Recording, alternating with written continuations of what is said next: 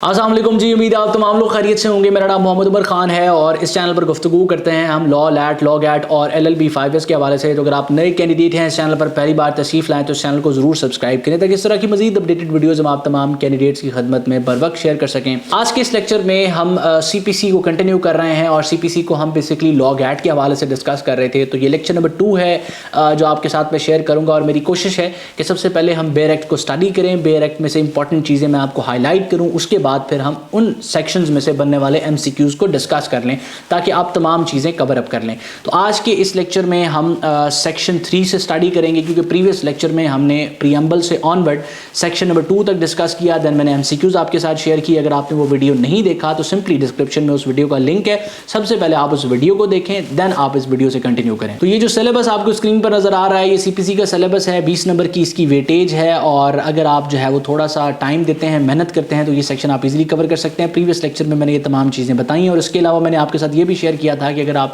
Law gate को prepare कर रहे हैं और तैयारी के हवाले से मटेरियल की तलाश में हैं तो सिंपली इस नंबर पर व्हाट्सएप कर सकते हैं और आपको हम असिस्ट करेंगे, इस हवाले से अकोमोडेट करेंगे, आप हमारे सेशन का हिस्सा बन सकते हैं। एंड अपार्ट फ्रॉम दैट हमारी जो स्टूडेंट्स की कम्युनिटी है वो भी आप ज्वाइन कर सकते हैं इस नंबर पर मैसेज करके, ठीक है। तो सेक्शन 3 से हम ऑनवर्ड स्टार्ट करेंगे। Subordination of courts for the purpose of this code, code stands for code of civil procedure, for the purpose of this code the district court is subordinate to the high court. अब यहाँ तक आपने एक चीज़ देख लेनी है कि district court के बारे में अगर पूछा जाएगा तो डिस्ट्रिक्ट कोर्ट जो है वो सबऑर्डिनेट है किसके? हाई कोर्ट के, ठीक है।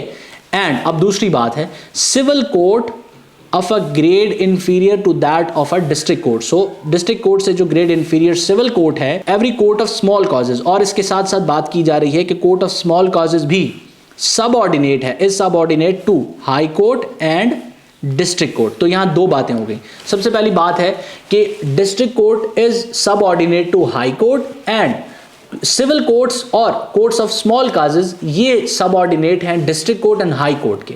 तो आपसे क्वेश्चन ये दूसरे पॉइंट के हवाले से पूछा जा सकता है कि ये जो सिविल कोर्ट है और कोर्ट ऑफ स्मॉल काजेज है या कोर्ट ऑफ स्मॉल काजेज ये किसके सबऑर्डिनेट है? ये हाई कोर्ट और डिस्ट्रिक्ट कोर्ट दोनों के सबऑर्डिनेट है। अगर आपको ऑप्शन अलग-अलग दिए जाए, फॉर एग्जांपल ऑप्शन ए में बताया जाए हाई कोर्ट, ऑप्शन बी में बताया जाए डिस्ट्रिक्ट कोर्ट, तो आपने सेलेक्ट करना है बोथ ए एंड बी, ठीक है। ये सेक्शन नंबर 3 था। उसके बाद सेक्शन नंबर 4। अब सेक्शन नंबर 4 को आपने ध्यान से समझना है, हम इसको एक बार रीड कर लेते हैं फिर मैं आपको इस हवाले से बता देता हूं। सेविंग्स के हवाले से ये सेक्शन है। In the absence of any specific provision to the contrary, यहां तक बात आपने समझनी है कि किसी भी स्पेसिफिक प्रोविजन की एब्सेंस में जो कि इस चीज के कॉन्ट्ररी हो जो हम इसके बाद पढ़ने वाले हैं, nothing in this code shall be deemed to limit or otherwise affect any special or local law now in force or any special jurisdiction or power conferred or any special form of procedure prescribed by or under any other law for the time being in force. और अगर subsection 1 के हवाले से हम discuss करें तो यहाँ simply जो है वो ये बात की गई है, आप तमाम लोग इस चीज़ से वाकिफ होंगे कि स्पेशल लॉ क्या होता है और लोकल लॉ क्या होता है। स्पेशल लॉ बेसिकली किसी भी सब्जेक्ट मैटर के हवाले से कोई कानून होता है जो उसी सब्जेक्ट मैटर पर लागू होता है, और जो लोकल लॉ होता है वो जुरिसडिक्शन पॉइंट ऑफ व्यू से किसी लोकेलिटी के लिए बनाया जाता है। जिस तरह पंजाब के लिए अगर कोई स्पेसिफिक कानून बना दिया गया तो अब ये लोकल लॉ हो गया, ठीक है। और किसी भी सब्जेक्ट मैटर पे कानून आ गया, जिस तरह से जो है वो आप यूं समझें कि गवर्नमेंट एम्प्लॉयज के लिए कोई एक लेजिस्लेशन हो जाती है तो अब ये स्पेशल सब्जेक्ट मैटर पे कानून साजी हुई है, हम उसको स्पेशल लॉ कहेंगे। तो और हम इस रूल से भी वाकिफ हैं कि जो स्पेशल लॉ है और लोकल लॉ है ये प्रिवेल करते हैं ओवर जनरल लॉ, यानी कि ये सबकत ले जाते हैं ये क्योंकि ये किसी सब्जेक्ट मैटर के हवाले से स्पेशली बनाए गए होते हैं तो उस सब्जेक्ट मैटर पे सिर्फ यही लागू होते हैं। अब यहाँ सिंपल इसमें बात ये की जा रही है कि अगर किसी स्पेशल लॉ में या किसी लोकल लॉ में कोई प्रोसीजर प्रोवाइडेड है, कोई प्रोविजन प्रोवाइडेड है जो कोड ऑफ सिविल प्रोसीजर के कॉन्ट्रेरी है, उसके मुखालिफ है, तो वहां पर वो स्पेशल और जनरल लॉ या special or local law prevail करेंगे। CPC वहां पे किसी किस्म का कोई बार नहीं लगाएगा, लिमिटेशन नहीं लगाएगा। लेकिन अगर उस स्पेशल लॉ और लोकल लॉ में कोई एक्सप्रेस प्रोविजन है, स्पेसिफिकली लिखा हुआ है, और वो लिखा क्या हुआ है? कॉन्ट्रेरी लिखा हुआ है। इस बात के कॉन्ट्रेरी लिखा है जो हमने ये पढ़ी है कि सीपीसी इफेक्ट नहीं करेगा, इसके मुखालिफ लिखा हुआ है, तो फिर वो बात प्रिवेल करेगी और फिर सीपीसी इन एक्शन आएगा, वरना जनरली बताया गया है कि जो स्पेशल और लोकल लॉ है वो प्रिवेल करेंगे। इसके बाद सबसेक्शन 2 को हम पढ़ते हैं। In particular and without prejudice to the generality of the proposition contained in subsection 1, nothing in this code shall be deemed to limit or otherwise affect any remedy which landholder on landlord. ये दो चीजें आपने पढ़नी, landholder or landlord may have under any law for the time being in force for the, किस चीज के लिए, for the recovery of rent of agricultural land from the produce of such land। ठीक है, अब यहाँ बात क्या की गई है कि अगर किसी लैंड होल्डर या लैंड लॉर्ड के पास कोई स्पेशल रेमेडी है under any law of the land, और वो रेमेडी किस हवाले से है कि वो अपना एग्रीकल्चरल रेंट जो है वसूल कर सकता है, तो उसके ऊपर सीपीसी किसी किस्म का बार या रोक या लिमिटेशन नहीं लगाएगी। तो सेक्शन 4 में सिंपली ये बात की गई है। देन हम सेक्शन 5 की तरफ आते हैं और यहाँ बात की गई है application of the code to the revenue codes. अब सिंपली हम इसको रीड करते हैं, देन डिस्कस करते हैं। So where any revenue codes are governed by the provisions of this code, यहाँ पर आपने समझना है कि where any revenue codes are governed by the provisions of this code in those matters of procedure upon which any special enactment applies to them is silent, the provincial government may by notification in the official gazette declare that any portions of those provisions which are not expressly made applicable by this code shall not apply to those codes. अब यहाँ simple बात ये हुई है कि अगर revenue codes जो है वो इस्टेब्लिश हुई हैं अंडर दिस कोड और उसके प्रोसीजर के हवाले से कुछ स्पेशल इनैक्टमेंट है, कुछ स्पेसिफिक इनैक्टमेंट है जो उसके प्रोसीजर को बताएगी, और किसी स्पेसिफिक प्रोसीजर के हवाले से अगर वो इनैक्टमेंट साइलेंट है, तो फिर जो प्रोविंशियल गवर्नमेंट है वो अपने ऑफिशियल गैजेट में इस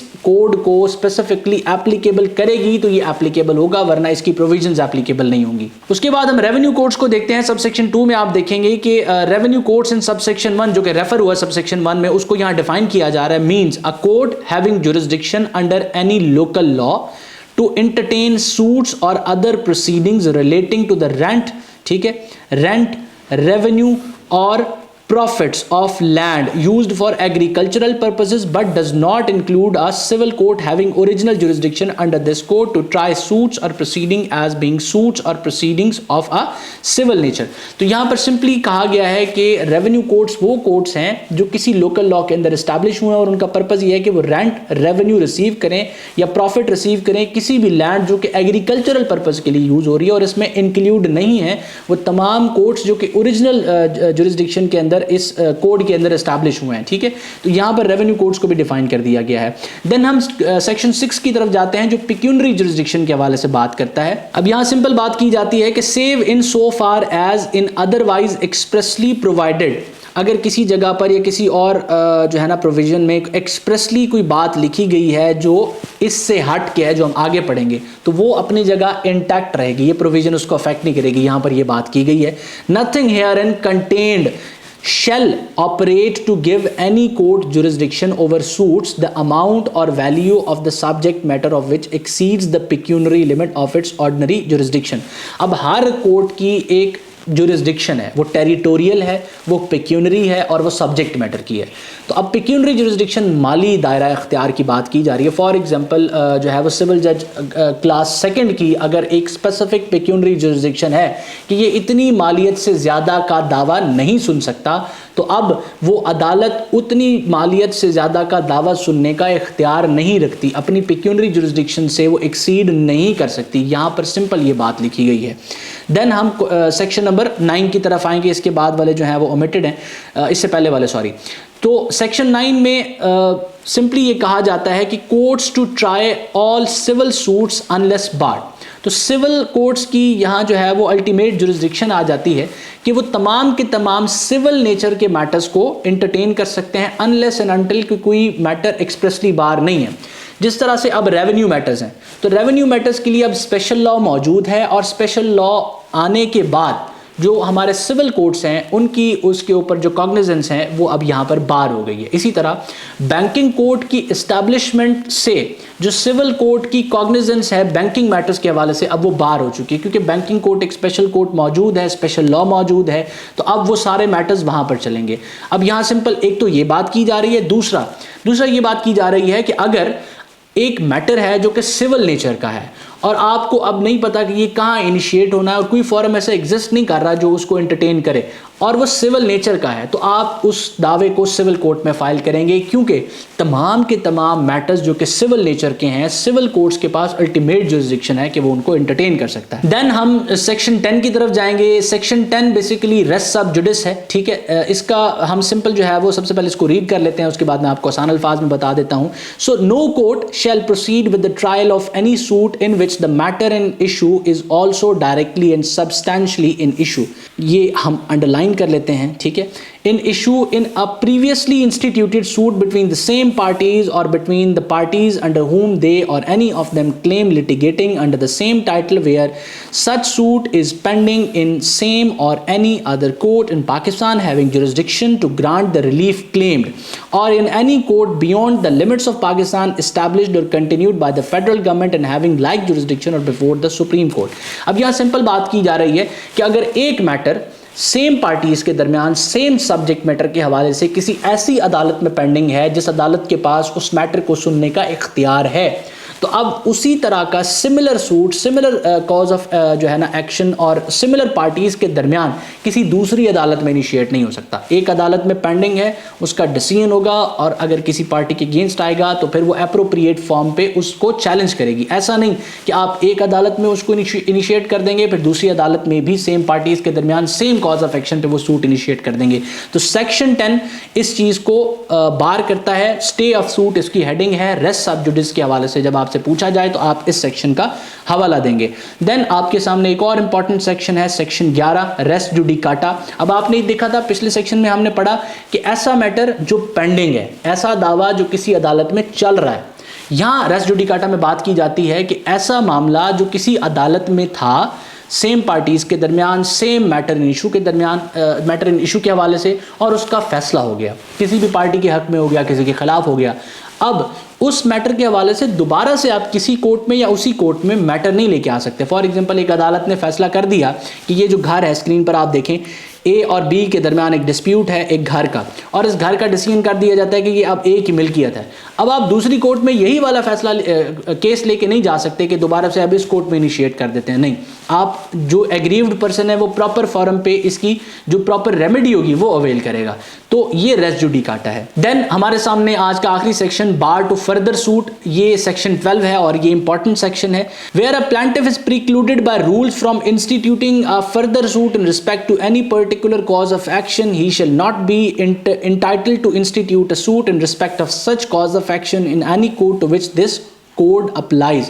अब यहाँ सिंपल बात ये की जा रही है कि किसी भी प्लांटिफ को अगर किसी कॉज ऑफ एक्शन से, किसी पर्टिकुलर कॉज ऑफ एक्शन से किसी कोर्ट ने प्रिक्लूड कर दिया है कि आप ये कॉज ऑफ एक्शन जो है वो रेज नहीं कर सकते, तो फिर अब वो प्लांटिफ जो है वो प्रिक्लूडेड है उन तमाम कोर्ट्स में वो कॉज ऑफ एक्शन रेज करने के लिए जिस पर ये कोड अप्लाई होता है। अब सेक्शन 12 सब सेक्शन 2 ये भी बहुत इंपॉर्टेंट है प्रैक्टिस के हवाले से कि अब हमने यहाँ पर तो देखा कि फॉर एग्जांपल प्रीवियस जो 2 सेक्शन थे, सेक्शन 10 में हमने देखा कि एक सूट पेंडिंग है और आप किसी दूसरी जगह पर चले जाते हैं, तो अब कानून ने क्योंकि सेक्शन 10 में आपको मना कर दिया है कि आप नहीं जा सकते किसी दूसरी जगह पर किसी दूसरी कोर्ट में सेम मैटर को लेकर, ठीक है। तो अब आप प्रिक्लूडेड थे सेक्शन 12(1) के अंदर। इसी तरह सेक्शन 11 में क्या बात की गई है कि एक मैटर अगर डिसाइड हो गया तो सेम मैटर को लेकर आप दोबारा से जो है वो नहीं जा सकते, आप प्रिक्लूडेड हैं सेक्शन 12(1) के अंदर। लेकिन जब मैटर डिसाइड हो जाता है और आप जाकर कोर्ट में 12(2) की एप्लीकेशन फाइल करते हैं और कहते हैं कि ये जो फैसला हासिल किया गया, ये जो डिग्री हासिल की गई है, ये बेसिकली फ्रॉड या मिसरिप्रेजेंटेशन की बेसिस पर है, तो आप ऐसे मैटर को दोबारा से, ऐसे कॉज ऑफ एक्शन को दोबारा से रेज कर सकते हैं। तो ये सेक्शन 12(2) कहता है, इसको आपने गौर से पढ़ना है कि where a person challenges the validity of a judgement, decree और ऑर्डर सो हमने देख लिया कि ये किसी जजमेंट के खिलाफ, डिक्री के खिलाफ और ऑर्डर के खिलाफ भी 12(2) फाइल की जा सकती है on the plea of fraud. Plea क्या होगी? फ्रॉड की होगी, मिस रिप्रेजेंटेशन की होगी या वांट ऑफ जुरिस्डिक्शन की होगी कि अदालत के पास जुरिस्डिक्शन दायरा इख्तियार ही नहीं था। ठीक है, दायरा इख्तियार किसी भी तरह का हो सकता है, टेरिटोरियल भी हो सकता है, पेक्यूनरी भी हो सकता है और आपका सब्जेक्ट मैटर का भी हो सकता है। He shall seek his remedy by making an application to the court which pass the final judgment, decree और order and not by separate suit. तो आप इसके लिए सेपरेट दावा दायर नहीं करेंगे, सेपरेट सूट फाइल नहीं करेंगे, ये आपने याद रखनी है एमसीक्यूज के हवाले से। आप एक एप्लीकेशन देंगे और उसी कोर्ट में देंगे जिस कोर्ट ने वो डिक्री, जिस कोर्ट ने वो जजमेंट, जिस कोर्ट ने वो ऑर्डर पास किया है। सो इस वक्त आपके सामने पहला एमसीक्यूज मौजूद है कि in CPC district court is subordinate to. मैं माजरत चाहूंगा यहां पर जो एमसीक्यूज के ऑप्शन हैं वो गलत रह गए हैं, मैं इसका आपको दुरुस्त जवाब बता देता हूं, इसको हम क्रॉस कर देते हैं। सो हमने पढ़ा था कि डिस्ट्रिक्ट कोर्ट्स जो हैं वो सबऑर्डिनेट हैं किसके? हाई कोर्ट के। तो जहां पर हाई कोर्ट का ऑप्शन होगा उसको आप दुरुस्त करेंगे। और अगर यहां पर आपसे पूछ लिया जाए कि इन सीपीसी सिविल कोर्ट्स जो कि ग्रेड इंफीरियर हैं टू डिस्ट्रिक्ट कोर्ट, वो किसके सबऑर्डिनेट है? तो अब आप लिखेंगे कि हाई कोर्ट के और डिस्ट्रिक्ट कोर्ट के। ठीक है, हाई कोर्ट और डिस्ट्रिक्ट कोर्ट ये दोनों के सबऑर्डिनेट हैं। इस तरह से आपसे क्वेश्चन भी पूछा जा सकता है। उसके बाद क्वेश्चन आपकी स्क्रीन पर है कि CPC not affects any special or local law, any special jurisdiction, any special form of procedure.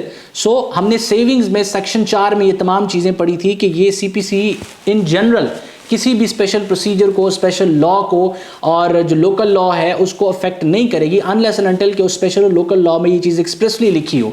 Then हम आगे चलेंगे। Res judicata applies to a case which has been finally decided between same parties on same cause of action in same title, all of above. ठीक है, आपने इस चीज का ख्याल रखना है। अब रेस जुडिकाटा के अंदर हमने ये चीज देखा था कि सेम पार्टीज होंगी, सेम कॉज ऑफ एक्शन होगा और मैटर डिसाइड हो चुका होगा। ठीक है, देन आपके सामने क्वेश्चन है अ डिक्री, जजमेंट और order may be reversed under which section of CPC.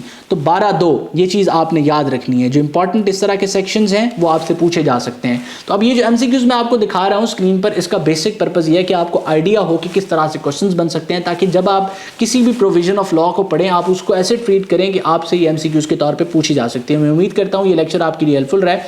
इस तरह की मजीद वीडियोस देखने के लिए आप इस चैनल का हिस्सा बनेंगे और आप अगर मटीरियल हासिल करना चाहते हैं, हमारे सेशन का हिस्सा बनना चाहते हैं, तो स्क्रीन पर मौजूद व्हाट्सएप नंबर को इस्तेमाल करें और हमारी टीम के साथ इन टच आए। मजीद बना अगर आप स्टूडेंट कम्युनिटी को ज्वाइन करना चाहते हैं तो भी आप व्हाट्सएप पे मैसेज कर सकते हैं। अल्लाह आपका हामी नासिर हो, हमेशा आप तमाम स्टूडेंट्स की कामयाबी के लिए दुआ गो। उमर खान और स्क्रीन, अल्लाह हाफ़िज़।